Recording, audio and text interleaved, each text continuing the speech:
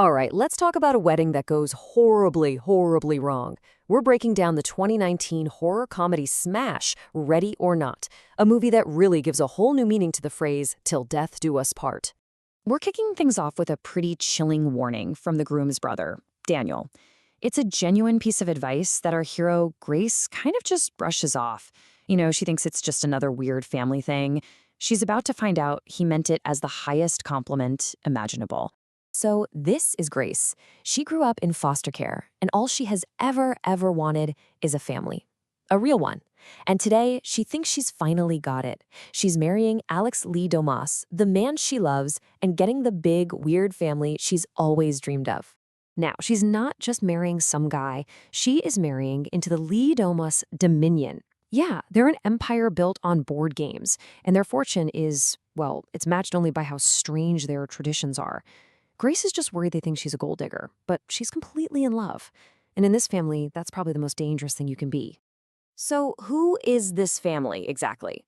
Well, you've got Tony, the patriarch, who's not so sure about Grace. There's Becky, the mom, who seems nice enough.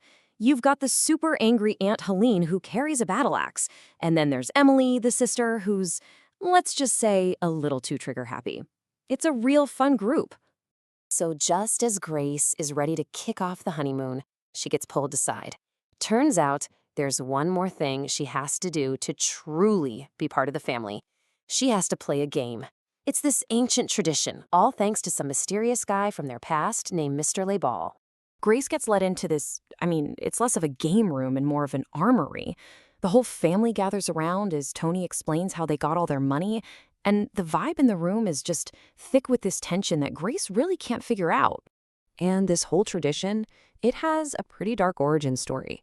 See, the family's great-grandfather made a deal with this Mr. Lebal. In exchange for his help building their entire fortune, the family had to agree to this little wedding night ritual. So Grace takes this blank card, puts it in this super ornate box, and when it comes out, it has 2 words written on it: hide and seek. And the room just goes dead silent. Alex and Daniel look absolutely terrified. But Aunt Helene, she looks thrilled. What's happening here is just this massive, terrifying misunderstanding. Grace, she's a little drunk, she's excited to play, so she runs off to find the best hiding spot ever. The family, on the other hand, they're not counting to 100. Nope, they are grabbing crossbows, axes, and antique pistols. This isn't a game of hide and seek. It's a hunt. Grace is crammed in a dumbwaiter, probably getting bored, while the family just stalks the halls of the mansion. But things take a very sharp turn when the first body drops, and it isn't Grace. And this is the moment it all clicks for Grace. A coked-out Emily accidentally shoots a maid, and as the family argues about it, Grace overhears them. She finally understands the terrifying truth. This is a satanic ritual, and if they catch her before dawn, she's the sacrifice. This is where the whole fairy tale bride thing dies a very quick death, and in her place, a final girl is born. Her beautiful wedding dress gets ripped up, she ditches the heels for sneakers, and she starts fighting back. The symbols of her wedding are now becoming her weapons for survival. The rest of the night is just this relentless nightmare. She gets a little help from a guilty-looking Daniel, she fights off the butler in the kitchen, she gets shot in the hand by one of the kids, and, she falls into a pit of rotting bodies from past games. It's a rough night. And the whole time, you're just wondering, can she trust anyone? Alex is trying to shut down the security system to help her escape, but then he gets captured. And Daniel seems to be helping her 1 minute and then complaining about his family's curse the next. It's hard to tell who's on what team. After a failed escape attempt, Grace is dragged back to the mansion. She's drugged, she's tied to a table, and the family puts on their creepy ceremonial robes. Dawn is coming, and they are dead set on finishing their pact with Mr. Lebal. But then, in one last act of defiance, Daniel tries to save Grace by poisoning the ceremonial cup. It's a bold move, but his wife, Charity, isn't about to give up her life of luxury, so she shoots him right in the throat. So much for that plan. Grace manages to break free and sets the room on fire. For just a second, it looks like Alex is going to help her. But then, faced with choosing between his new wife and his family, he makes his choice. He grabs Grace and holds her down, screaming for his family to finish it. In all the chaos, Alex stabs down with the ceremonial dagger, but he just grazes her shoulder. And at that exact moment, the sun comes up.